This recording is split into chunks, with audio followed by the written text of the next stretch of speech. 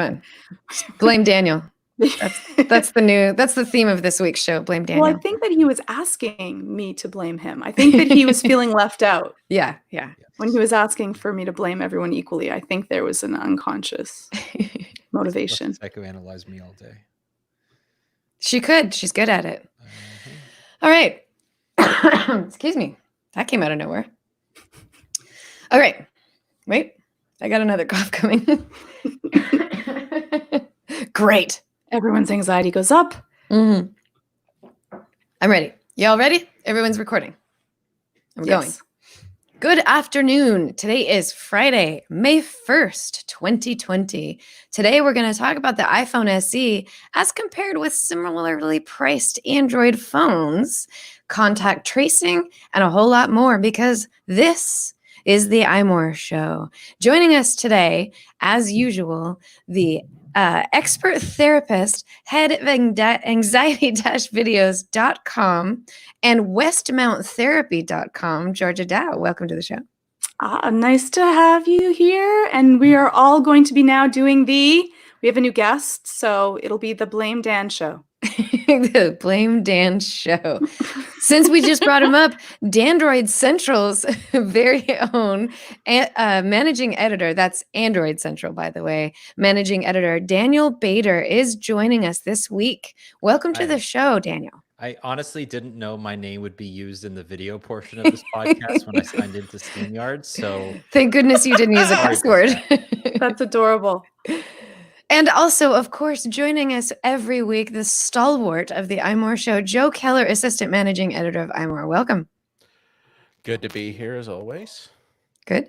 So why do we have an Android, the enemy camp, as I tweeted, why do we have an Android Central managing editor right here on the show today? There's a couple of reasons for that. One, it's just really great to have interactions with people that have different types of phones. And I've always been the kind of person who thinks that this sort of Android versus iPhone is kind of dumb, that we're all in this together. We all have technology. It doesn't matter. We're not supposed to say that Daniel's the enemy then.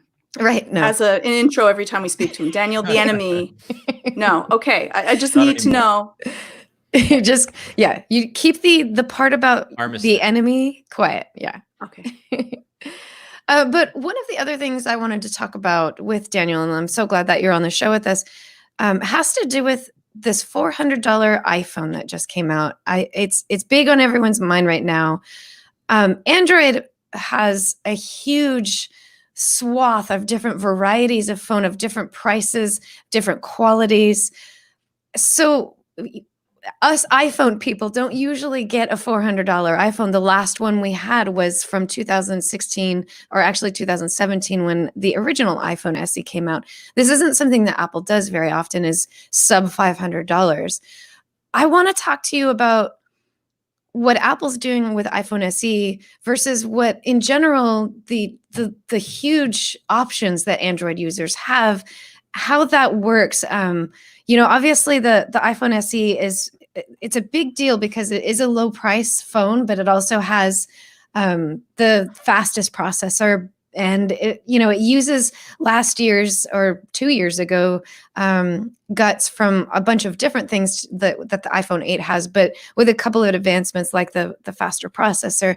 In relation, what does a $400 Android phone look like? Are there any that can kind of meet those standards? And if not, does that not matter? Yeah, it matters. It matters big time. I mean, this put every Android manufacturer on notice. The iPhone SE is, it didn't come out of nowhere, but I think it was surprising just how fully featured it is. And the real question is whether Samsung can compete, because especially in the US, it's a Samsung-Apple duopoly for all intents and purposes. And the answer to that really is no. Like, the only option that the Android world has from Samsung is this $400 Galaxy A51, which is kind of a bad phone. So talk a little bit about the Samsung Galaxy A51. What in general, what does it come with? Like, what kind of features does it have? What kind of camera does it have in comparison? Because I think I'm definitely not here to put down Android. I think Android does amazing things, and the top of the line Android phones are absolutely incredible, and in some ways better than iPhone. And we've had these kinds of conversations before of like, what's better about one, what's better about the other. But I would like to kind of talk about the $400 price range and what that means and exactly what you're talking about and how that's going to affect the Android market in general. And since we can't, because we're already considered biased, put down the phone, we're asking you to be able to do it for us, please. Look, it's not about putting it down. I mean, the reality is that there are limitations to what companies can include in a $400 phone and still eke out a profit. And Samsung did a few things with a phone like the A51. First of all, nobody's heard of it, and it's because it's only coming to the US. It's not even out yet. It's available it's in some capacity at various carriers, but it's got its own. It's like got a mid-range Exynos processor in it, so it kind of forgoes the Qualcomm tax. If you buy a phone with a Qualcomm processor, you kind of pay for additional features, and that's usually passed on to the consumer. But Samsung's reputation as a silicon manufacturer just isn't what Apple's and Qualcomm's is. And this processor inside the phone is decidedly mid-range. It's very, very mediocre, and it just is not it's not a great processor for a phone released in 2020. And the other part of it is that as good as the phone looks, it's 6.5-inch edge-to-edge display, it's not going to get software updates the same way that an iPhone SE is. And those are the two areas where I think Samsung has to just own up to the fact that it will never be able to compete with Apple in this space, and that's a problem. So there's a couple things that you brought up that I wanted to talk about a little bit. I was actually just earlier today on the Android Central podcast, so everybody can click over and listen to that podcast next because they relate a little bit. One thing that you mentioned when I was talking to you earlier is the way Qualcomm releases their chips, where they have the high-end chip and the mid-grade chip, and they don't let anybody do anything in between. In terms of 5G, for example, the only 5G chip the Qualcomm chip that you can get is the high grade one, and that's the most expensive one. So at this time, there's no way that there can be a mid-grade Android phone that has 5G on it. So can you just talk a little bit about that? You called it the Qualcomm tax. Like how does that work in the world of Android, and how does that affect things? Yeah, I mean, so there are mid-range 5G chips. There's one called the Snapdragon 765. The issue is the way that the market is set up in North America. It's not open to using mid-range chips. There is essentially no mid-range market for phones in the US. There's either $200 to $300 unlocked phones like what you find from Motorola and Nokia, and then there's high-end phones that you would buy on a financing plan. And there's really no middle ground because there's been no demand to date. With the pandemic and with people not really being willing to spend as much on their devices, there's this opportunity for companies like Apple to come in there with a $400 or $500 phone and really undercut everybody. And which is surprising given that Apple's not usually the budget provider. But that's the reality that we find ourselves in. The iPhone SE is just tremendously it's got tremendous value compared to anything in the same space. I haven't mentioned the Pixel A series though, the Pixel 3A and the Pixel 4A. One of my phones just beeped. It's yeah, it's Google, man. It's one of those things where Google makes a really good phone, but very few people know it exists. So that's another part of the whole thing.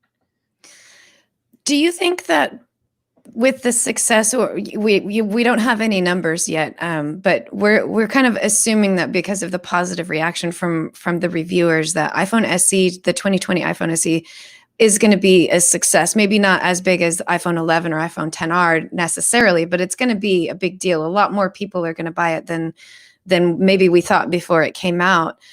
Do you think that you were saying that the pressure's on, but do you think that this will actually make a change? Will Qualcomm, for example, recognize that in North America, The mid-grade chip is a big deal? Do you think Samsung will recognize maybe we need to go back and look at our old chassis and see whether or not we can put the fastest processor in an older phone and keep the cost low?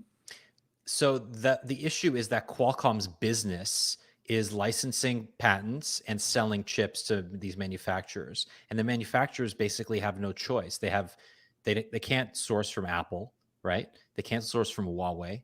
They don't want to source from MediaTek, so they have one customer, and that customer is Qualcomm. In the U.S., Qualcomm really sets the pricing, and that puts companies like Samsung and Google in a really tough position because Qualcomm sets a lot of what the conversation is around chips. Apple gets to make whatever it wants. If it can put an A12X or an A12Z or whatever it's called inside the iPad Pro because it makes it. It knows exactly what needs to happen. Qualcomm has offered mid-range chips to Android manufacturers to put in the US, to put in phones in the US, but they don't want it because they're too expensive for the budget market and not powerful enough for the flagship market. It's a sticky situation for that. I wonder how this can be mitigated for Android users to be able to have that high quality, low price that this one phone that Apple put out can do. Yeah, it's about getting competition to Qualcomm. Qualcomm is, for all intents and purposes, a monopoly in the US because they own all of the patents around CDMA and around many of them around millimeter wave 5G, which is what Verizon and AT&T are powered on. And that won't change anytime soon. Google has been exploring creating its own processors, but that won't happen for many years if it happens at all. So right now we're kind of stuck where it's Samsung versus Apple on the consumer side and Qualcomm versus Apple on the chip supplier side. That leads me to something else that we didn't have planned to talk about, but let's talk a little bit about 5G. Uh-oh. The question that comes to my mind is, what's it like? Because you've tested a 5G phone or two, right? You've had your hands on a 5G phone, right? Yeah, I mean, I've used it, and honestly, it's hard to tell the difference at this point. You can, our colleague Michael Fisher, he's done a lot of coverage on 5G, and if you go to his videos, you can watch what it's like using a 5G phone. And it's not very different. You download things off the Play Store a little bit faster than you do on an LTE connection. You can sort of see what it's going to be like if you engage with augmented reality and you're downloading a lot of data in a short period of time. But there's no Instagram the way that LTE really put apps like Instagram and Snapchat on the market because high quality photos and videos needed a really fast LTE connection that 3G just couldn't offer. There's no equivalent for 5G yet, and there's nothing that'll make you run out and go, this is why I need a 5G phone today. So for the average user, they wouldn't really notice. No, they won't notice at all, really. And I would go even further than that. The rollout of 5G in the US has been so confusing and so poorly managed by the companies that own it that I would say avoid 5G until there is a more harmonious message where you can buy one phone and it'll work on any carrier. There's not going to be pockets where you can't get a 5G signal. And that'll take a couple of years to sort out. So that's really the problem, is that Qualcomm has gone all in on 5G. As a result, every manufacturer that makes an Android phone has gone all in on 5G, but nobody on the consumer side wants it yet because they're not going to benefit from it. And well, plus all of the negative 5G press that's been going around. That doesn't help any. It does not help. As incorrect as it is, which I must make clear, like there's no evidence that 5G is a risk. Can you just give a little snippet of your take on what people are upset about, why they should not worry, just in case they don't follow the show or don't watch usually? Yeah, look, I would say that the easiest way to put it is that the vast majority of 5G signals operate in the identical spectrum as 4G does today, right? So 95% of what you do on a 5G phone will be exactly the same as on a 4G phone. If you believe that you will get sick from using an iPhone 11 Pro, then you should not use an iPhone 11 Pro, but it has nothing to do with 5G. The signals that use what we call ultra wideband or millimeter wave, where they're really uh, they're much shorter signals, and therefore they travel shorter distances, but they're a little bit more powerful. Those are the ones that people are hung up on. But even then, they're nowhere near the level of spectrum, and the antennas don't emit nearly the amount of power that would be needed to damage human tissue or cause any health concerns. Not only that, there have been years and years of testing around this, risk mitigation around antenna placement in the phones themselves, in the towers, where they're placed on the street corners and lights, things like that. And um, the number of studies that have been done to try to disprove any of these health concerns have been numerous, and um, they've been done with the highest levels of efficacy from government bodies, from private bodies. These aren't lobbyists on behalf of the carriers that are performing these tests. And every single test has said again and again that there are no health concerns associated with 5G. And therefore, it is a way to control us. And I'm sorry, I'm going to make fun of the 5G conspiracy people, because it Absolutely. is ridiculous. The fact that people have now associated 5G with the coronavirus is extremely damaging. Yeah, it's dangerous. It's dangerous to talk like that. And it gets us off topic, right? Exactly. It really does. Yeah, that's very true. So with that in mind, let's start talking a little bit about another controversial subject that includes Android and iOS, which is contact tracing.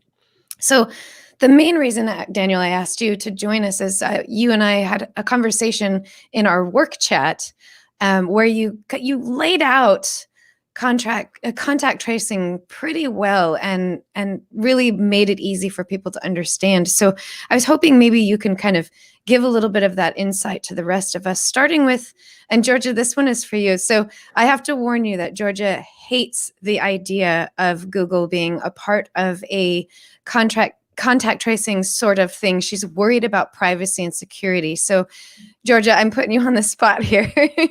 I brought Dan on to try to see if we can sway you in this way. Okay, I'll listen.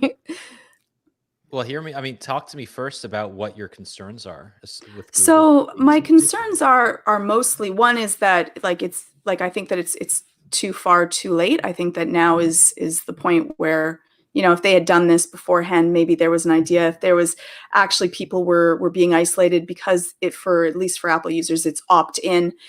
It's kind of inefficient, but my bigger problem with it is that as we become more comfortable with being traced and tracked where we are, and let's say it, our phones already are doing a good deal of that most of the time underneath the surface.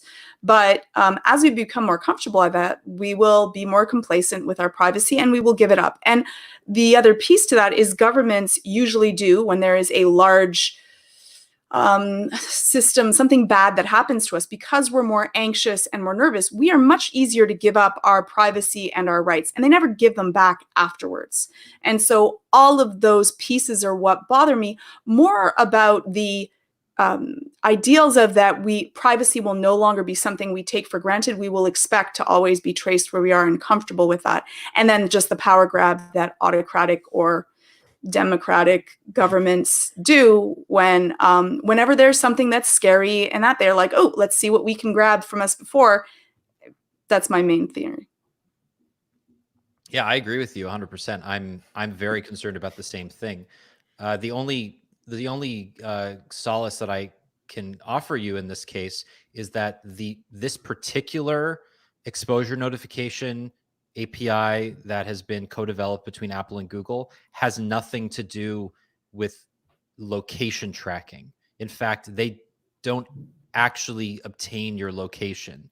What's happening is that the people who are using apps that are, first of all, you have to opt into the app that that's going to take advantage of this API. So you have to physically go to your app store, download the app. When you open the app, it's from your local health department or your state, and it will say to you, okay, from within this app, we will be using this service that's offered by Google and Apple that will use Bluetooth to basically create an uncentralized or decentralized mesh network, meaning that none of the data that is being collected is being uploaded to Apple or Google, or in fact the health network that is facilitating this. So if you're, I don't know a lot of US based health networks, so I'm just going to say the Mayo Clinic. If the Mayo Clinic is spearheading something like this and it releases an app that is saying Mayo Clinic coronavirus, contact tracing app, you download it. Mayo Clinic is not getting your location. What it's doing is it's facilitating the sharing of these disconnected or decentralized Bluetooth pings between phones that have also opted into this particular app. And if that's there's really no way for that to be abused that I can tell. And the white papers that Google and Apple have co-released reinforce that. In fact, they went back and they made the privacy even more stringent based on GDPR expectations, so that this will be available to people in Europe and in the EU, and the users in North America are going to benefit from those additional privacy guards as well. Do you think that there's a chance that, though right now you have to opt into it, that the next time that something like, and I don't even have to, even my thought in my head is maybe this still would be a good thing. Fair to, maybe the benefit, if this happens again, would be worth it to be able to track, are people self-isolating? Where are they going to be? Again, my fears are that, but I'm on the fence to, would it be worth it? But do you think that next time it just wouldn't be opt-in, that you have to, if you have been found contagious, that this would be something that you are expected to do and to ensure that you self-isolate? Could that be something that we would see in the future? I don't think so. Not in a democratic society. I would be very surprised. For example, this kind of thing is being used in China already. That is not opt-in. In fact, people are being monitored very, very closely in China with these kinds of apps. If you have to leave your particular, region or zone, you are required to check in and show a QR code that will verify whether you are either somebody who has had COVID-19 and has fully recovered, or has been in contact with anybody. And because of that network, not only has China been able to flatten the curve and keep infections from spreading, too far beyond Hubei province, but it's been able to sort of claim that it has put out the fire. It's a balance, I guess, Georgia. And one thing that I can point to is there's an article on The Verge by their health reporter Nicole Wetzman, and she said that the ethics around health privacy are not the same as those around technology privacy. You have to inevitably give up some of your privacy in order to allow contact tracing programs like this to function and to be effective. And at the end of the day, if our goal is to stamp out coronavirus in North America, then this is something that we have to give up a little bit of our liberty in order to do that. Again, for me, it's just that sounds like that slippery slope, right? We kind of have to, but they won't, when it's done, give it back if we do. Again, that's my fear. Again, 9/11 is for me one of those real, how many abuses to our privacy happened and how many of them have gone back. Like, no one gives up power once they have it. But you're right. Maybe it's for the greater good and it would help. But if the governments are opening up schools and beaches, then what are we doing? Like, what are we doing here? What is the use of this then? I'll leave it at that and let you guys go and fight over it. Georgia has a really good point. And Daniel, I think Joe also made a funny little smirk when you said not in a democratic society. We both had this knowing. You two don't live in the United States. You don't know what it's like here.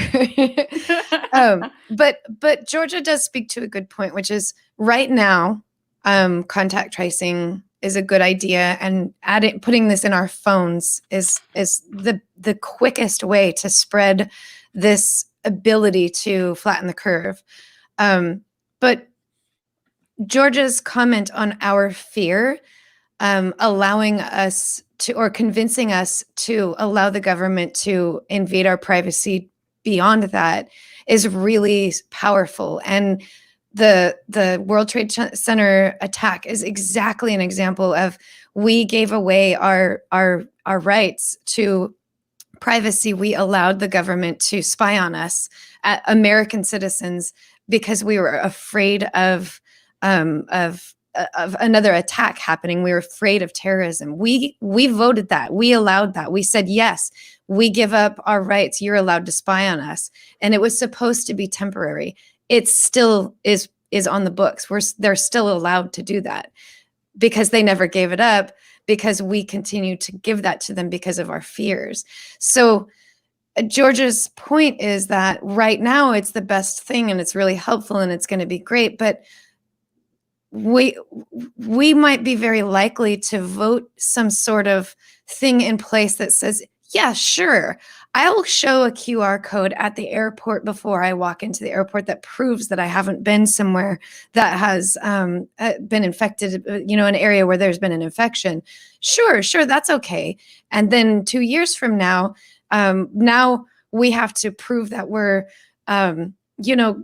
residents of California if we want to fly back to California or something like that. And then our privacy becomes less ours and belongs more to the government at that point. So I can see where Georgia's fears are coming in with that.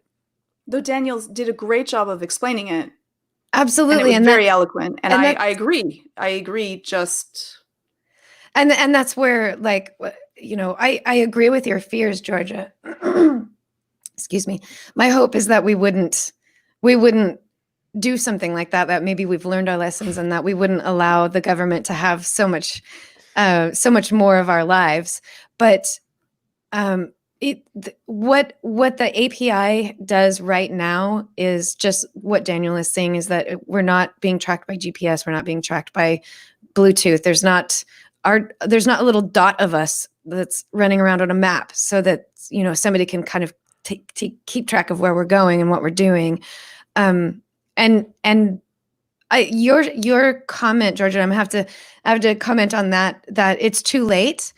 I completely disagree with that, in that now more than ever is when we need to be keeping track of this kind of stuff, because as the states open up more in the United States and allow people to go back to work and allow, state parks and my stupid robot turned on again, so I got distracted. I'm sorry. As we start opening things up again, that means more people are going to be in tight vicinities with each other. And if we can keep track of when when people are contracted with COVID-19, we can very quickly, very easily isolate that group of people that hung out during that period of time, instead of them not knowing for weeks, because it was nearly impossible to figure out who was in that vicinity at that time. For example, the bar opens up down the street from my house. I start going to the bar on Friday and Saturday nights.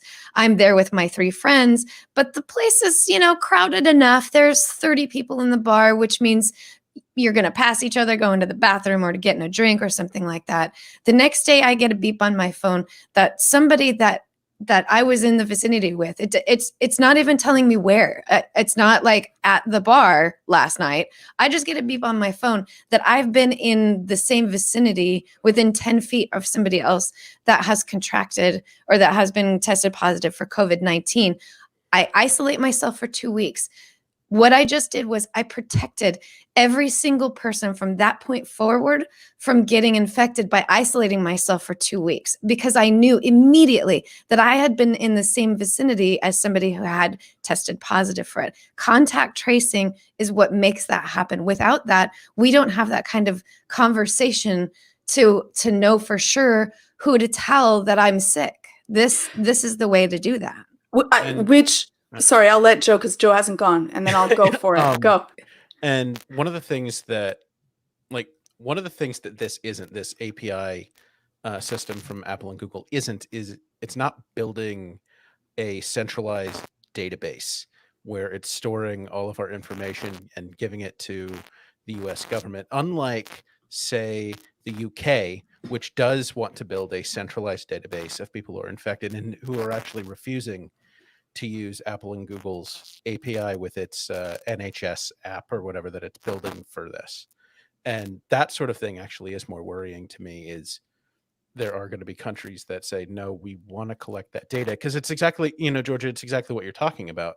And the worry is, and I think, going through it, this is what your ultimate worry is. When is it not going to be about the virus? When is it just going to be about everything? Yeah. And so, I mean, I think it's a little strange that we have to rely on private companies for this sort of decentralization, but I mean, here we are. So I'll go through my little tiny rant of why this, for me, and I agree, Lori, you spoke, it was accurate, and you're right. But so opening up, okay, before the curve is actually, like, one, there's not enough testing. Let's be honest, most people are going to be asymptomatic, and you will never know that you are in contact with someone that's there. Two, if they actually cared, instead of having private companies send this out, make more testing kits and make everyone tested. You want to actually deal with this, have everyone tested, and then you can send your ping out. Third comment, it could take from 0 to 14 days before you will be symptomatic if you are a symptomatic case of COVID. So with that, you have been in contact with how many people now? Like, this is a ridiculous way to deal with, like, the governments, mine included, of opening up, schools and other centers before the curve is down. If you want to protect people, actually, this is way too late. You can trace backwards with this. Great. We can find out how stupid we were by opening things that we should not have opened.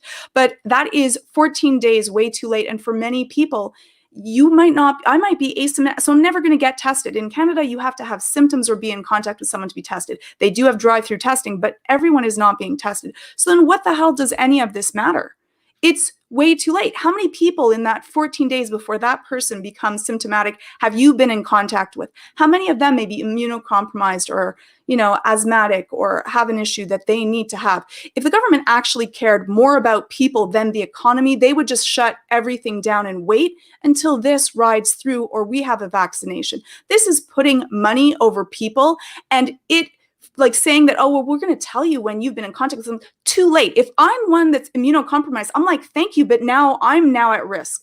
Way too late. And I think that we hold on to these little things so the governments can say that, oh yeah, I did lip service to you and I've actually kept you safe, when they haven't. Spend the money to get everyone tested. Everyone stay home. Shut down the economy. We will recover later, but at least people will be there to recover. The rich people are all upset because they parasitize the sick, the weak, the unhealthy, the ones that are too poor and don't have strong enough voice. And I just don't want to perpetuate that kind of lie of thinking that this actually is doing something, when really it is way too little, way too late, and it's not going to stop us from getting ill. But yeah, we'll feed the economy. Look, Georgia, can you drop your mic real quick? Yeah, I agree that ideally this would that exactly what you said should and is happening in places like South Korea and Singapore and Taiwan. And those three countries have largely defeated this. Unfortunately, in North America and Europe, people value their liberty and they're not going to listen to the government when they tell them to stay home. And these solutions, I mean, they're not even solutions, because a solution implies that it will fix something. A solution implies that it will mend what's broken. This is a Band-Aid.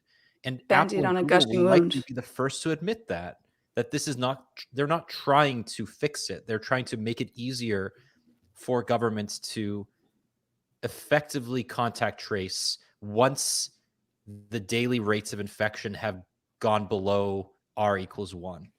And that is a big deal. And I think once we get to the point where we can contact trace everybody who is newly infected, when we're getting down to, we're talking about dozens or hundreds of new infections a day, not thousands and tens of thousands, then yeah, this will be effective. But right now, testing, like, is really all about that. And that's not going to happen. I hate the fact one of my best friends and his wife got infected earlier in March. They went to a nearby hospital several times and were turned away, even though they were both showing symptoms of COVID-19. They were not severe enough to be given tests here in Toronto. So I agree with you. It's not fair. And the numbers are probably way, way higher than we think, because not everybody is being tested. I just don't know what else we can do. I think this is an opportunity for people to easily go onto their phone, download an app, opt into a very, very passive, you know, solution.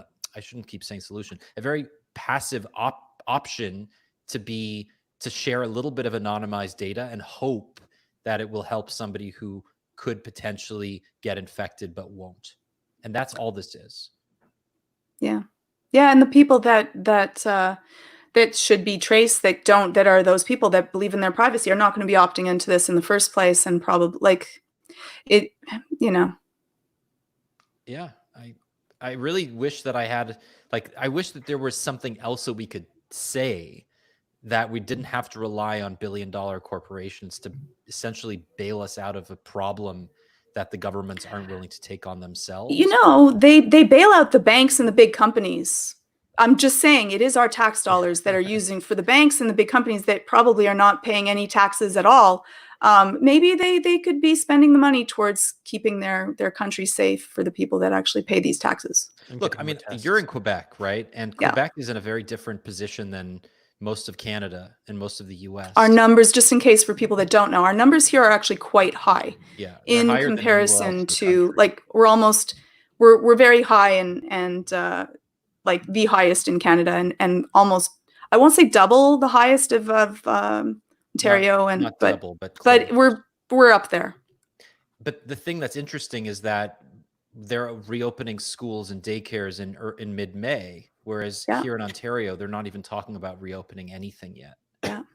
So, Yeah. you know, that's an irresponsible decision by the government. 100%. And it seems like that's happening all over in Mm. pockets of the US as well. What's the deal with California, Lori? Is there? Yeah, our governor, Gavin Newsom, is regularly comes out and says things like, we're not going to let protesters tell us how to do this. We're not going to let the economy tell us how to do this. We're going to listen to science and facts, and we're going to hold off until we think that it's right for us to reopen. So right now, the new estimated time to reopen the state is May 26th, but with a very strong caveat that might not happen, and that if anything gets opened, it's just going to be a few places that don't facilitate gatherings of people. So it might be something small, like some retail shops where you don't usually have 30 people showing up for something like that. And that's still kind of, we have these markers that have to be met before the state of California will open up that kind of stuff. So Newsom has been pretty adamant that California can't get pressured into reopening. We can weather this storm without the kind of pressures that the rest of the country is getting. Good. Meanwhile, Joe, on the other hand, about you, what Joe? is your state like? meanwhile, here in the heartland, Ohio is we're currently exploring like opening things like hair salons, and yeah, it's just things where you're important very stuff. close with You people, haven't where you're yet. touching. We're not talking about reopening childcare, but hair salons. We're not talking about paying workers who have been furloughed or laid off for the unemployment they're experiencing during this pandemic. But we're hair salons, guys. We're taking care of it. Yeah, it's Well, your hair is looking very good, so thankfully you can stay inside. this has not really been touched in, I figured it out, 10 and a half weeks. Oh boy, It's what's 10 the and a half longest weeks. you've gone? Do you usually get a haircut every 6 weeks? Yeah, every Yeah. 6 weeks is generally my schedule, and I haven't gone longer than that since I was in college. So Wow. you're getting your college hair. Yeah, I do not like my college hair. Joe, if your state reopens and hairstylists are back in business, are you going to go get your haircut, or are you going to No. avoid it? No, I'm staying right here. Yeah. I'm not going anywhere. And to stop talking about technology for most of this episode, I apologize, but one quick note on that, and that's something that's really important that we should all listen to and do, is just because we're allowed to be in each other's presence again doesn't mean that we should. We can continue to socially distance ourselves when we go to the stores and when we go to bars and when we go places. Choose to keep your distance, and that's going to help too. We can't stop governments from reopening states and forcing people to go back to work in dangerous situations, but we can protect them by keeping our distance from them when we're in environments where people have to be at work, and continuing to do what we already do for the places that are open. Wear your face mask, wear your gloves, stay away from them. Hopefully they have protective shields in front of them. This is what we can do. We can control what we do in the presence of a reopened state where we have no control over that happening. We do have control over how we protect others by being distant from them. So no matter what, let's do that. Let's make sure that we keep our distance and still patronize the businesses that need our money, but just do it distantly. Wash your hands. Wear a mask. Wear a mask, wash your hands. Have you thought about doing the iMore show with everybody wearing a mask? Funny you should say that, because yesterday I just bought the most adorable Disney masks. I think some of you might have heard of this. I want to Disney see it. Disney released face masks that have little cloth Disney material on the outside of it. And you could buy a pack of 4 for $20, and they had a bunch of different designs. They all sold out. I actually didn't get my first choice, unfortunately, but I got a pretty cute pack that I can't wait to put on and show. There's one that has like just Mickey Mouse's mouth. Like that's your face mask, is Mickey's mouth. That's So cute. yeah, it's going to be adorable. But yeah, we mean, should all have an episode where we have our face masks on. There's a part of me that just feels icky about the fact that companies are commercializing masks. The cute and face masks feel a bit branding much, these don't they? things. Yeah. But I mean, it's going to happen. People should Yeah. buy them anyway, because it'll get people, especially kids and Yeah. people who wouldn't otherwise wear them, to wear them. So Mhm. if that'll work, why not? Mm-hmm. And I think a lot of times organizations they might do something like, I honestly, I bought them so fast that I don't know whether or not they have any proceeds that go, Disney having any proceeds that go to it. But other companies that I've seen, like Nomad, they're donating proceeds to masks. If you buy masks, they're donating some of the proceeds to help COVID relief. And you can just straight up donate to the cause to help get masks made. So I think there are some companies that they might charge for their branded masks, but they're also using some of that money to help the cause. It does look like the face masks sold on Disney.com will be going to charity. The proceeds will go to charity. Yeah, so that's good to know. Feel So good I bought, and look good. I bought something on a whim with very excitedly and so fast, because I was worried they were all going to sell out, that I didn't even notice that I was supporting some charity. So Good for you, Lori. That's my Disney craze right there, is kicking in.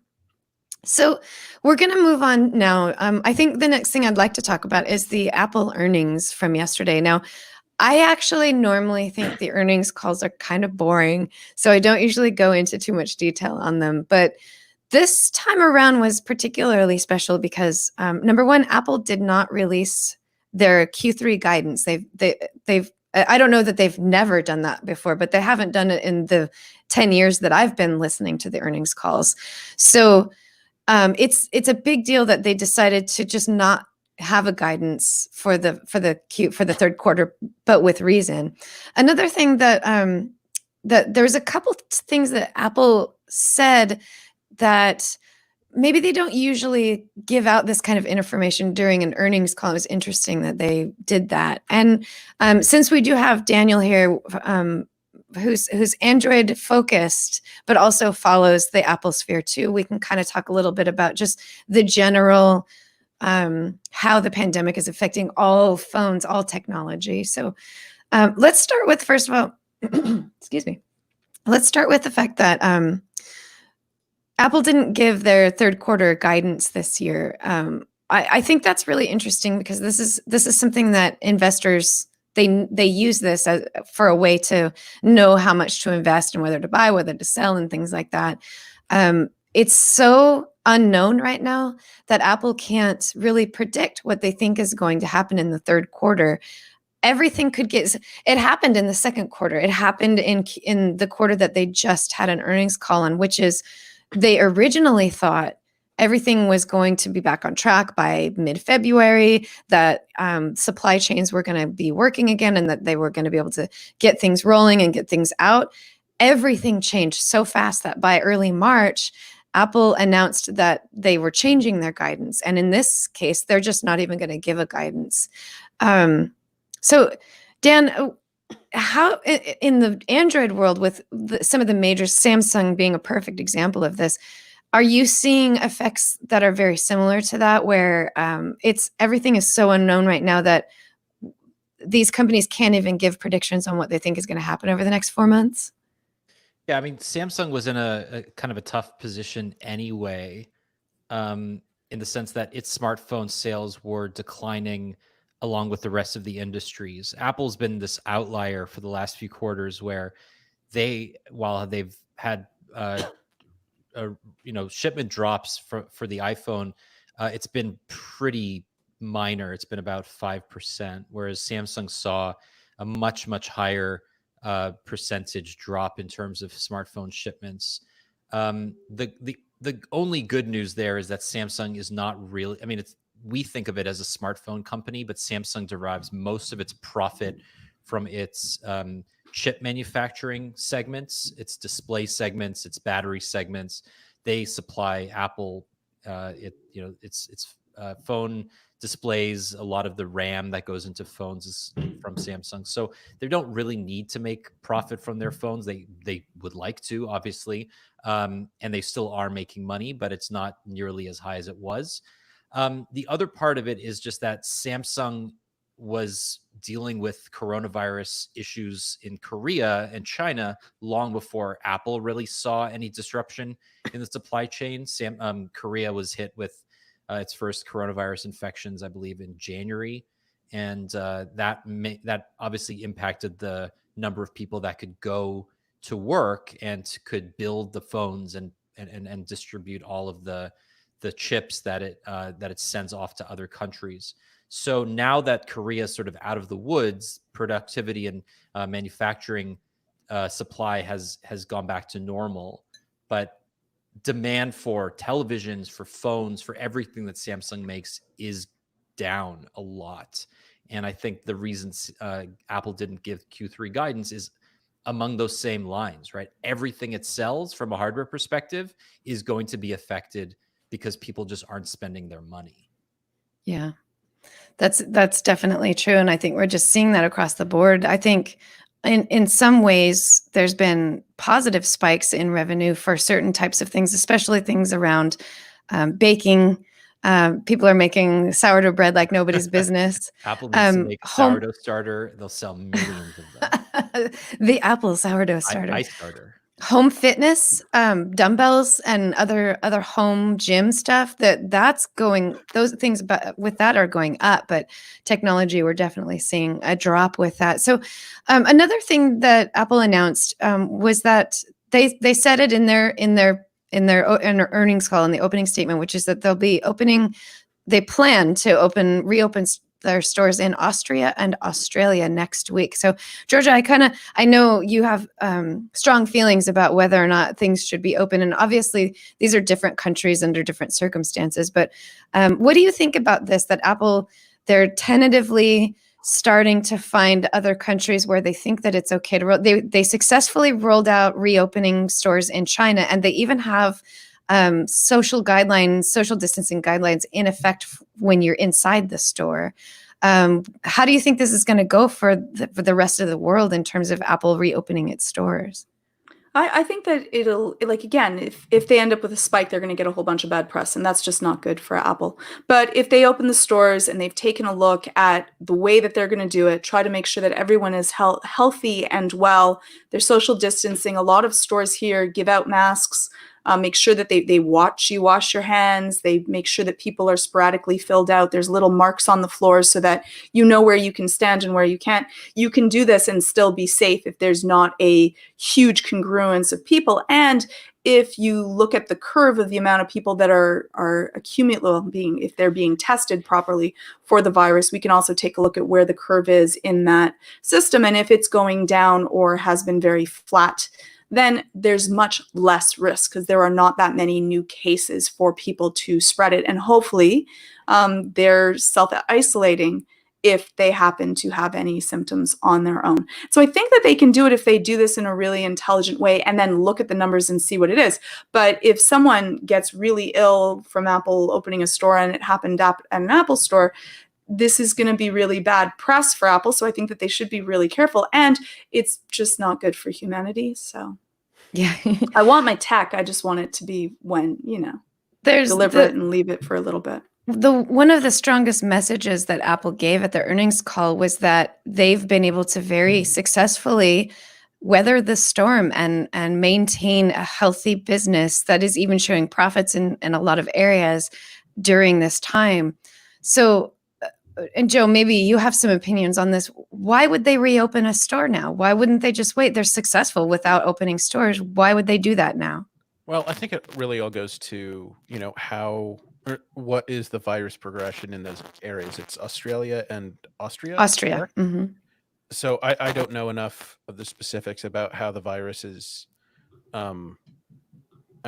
affecting those areas. But if Apple thinks, because Georgia, you're right. I mean, if someone catches corona from being in an Apple store with someone who has it, then I mean, that's terrible PR. And I think Apple is acutely aware of that. I'm sure they want to get back to making more money than anyone's ever seen in their life, but but they're smart, and I don't know that they'd risk a customer getting infected if they weren't or if they didn't have to, or if they didn't think that it was tamped down where they're reopening. Because we've heard reports recently from last week's guest John Prosser, among others, saying Apple was looking to reopen but on a case-by-case basis.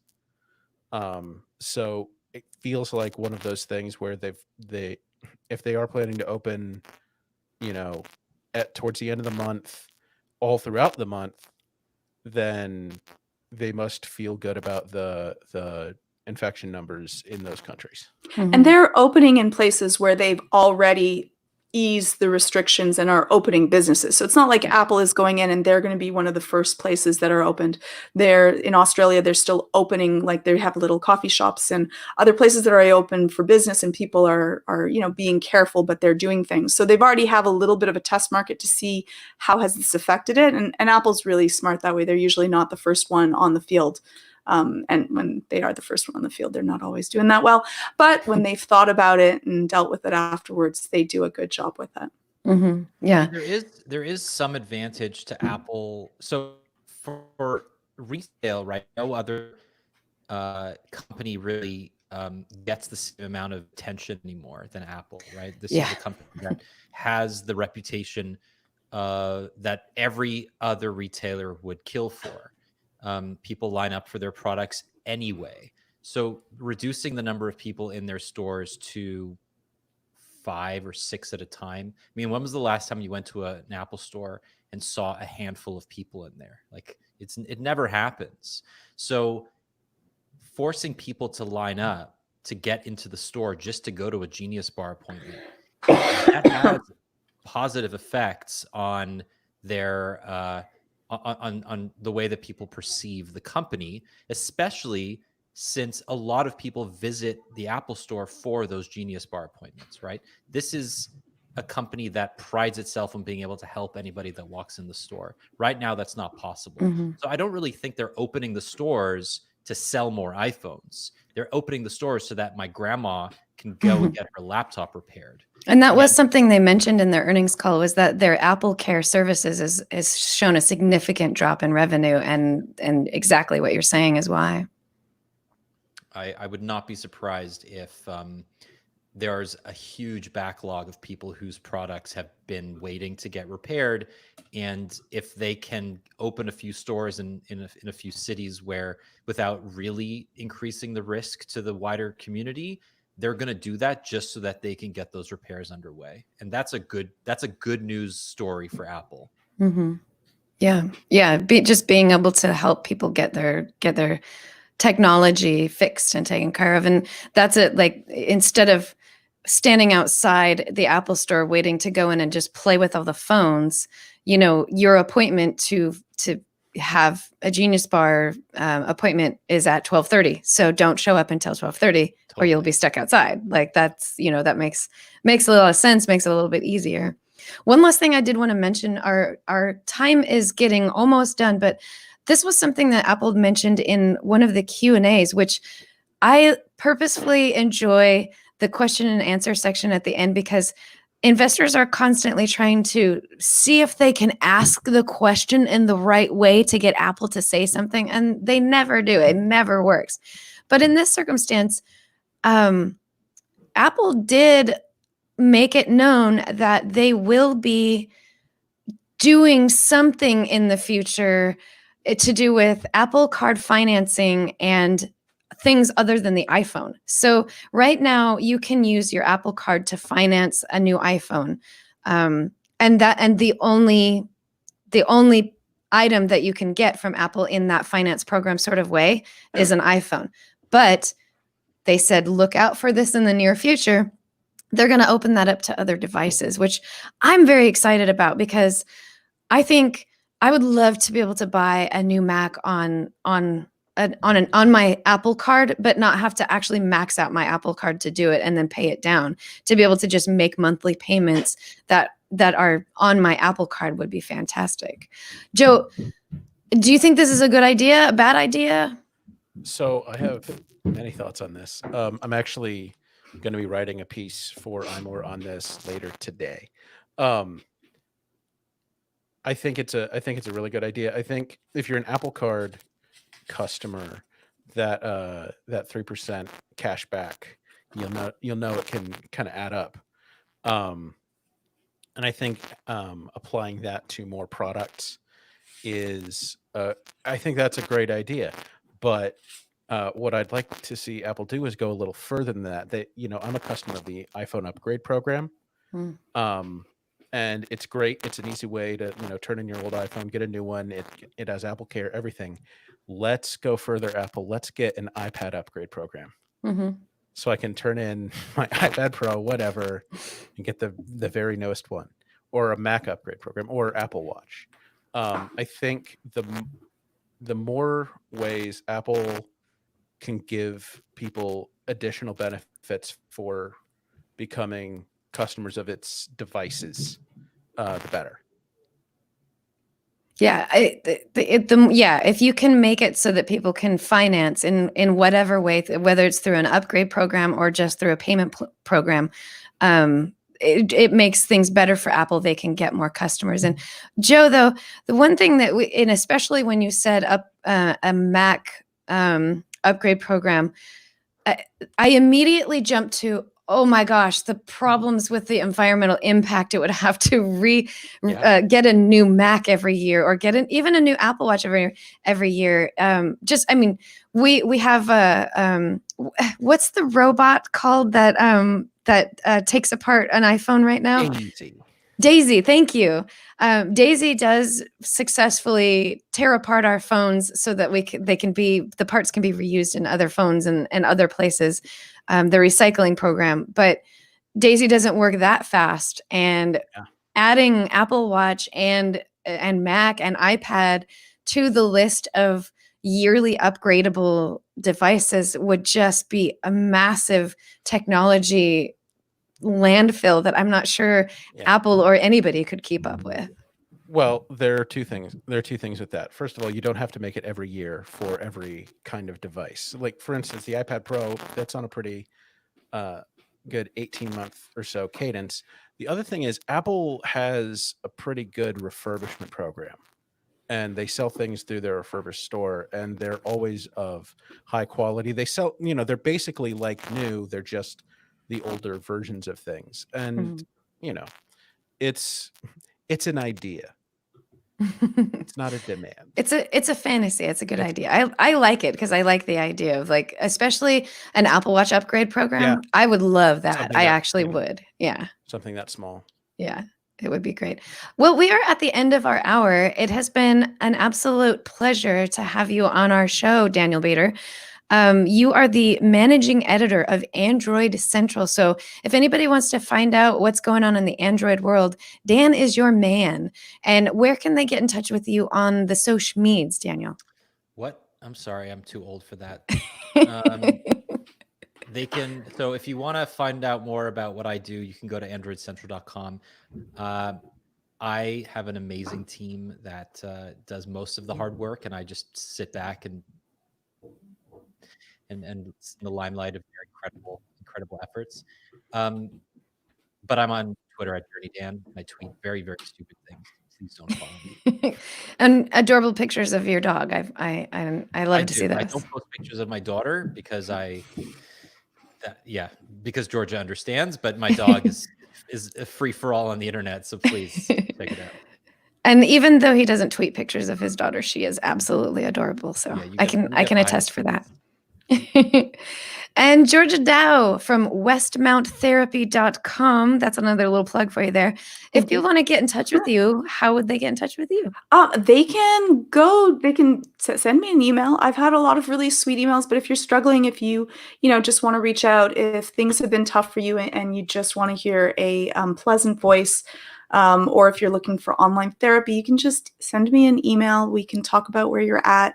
Or just chat, and for those that are isolating and alone, hopefully that'll make you feel a little bit less alone. And how do they do that? Where would they you can go to Georgia@westmounttherapy.com. You can just send me an email. I'm also on Twitter at Georgia_Dow.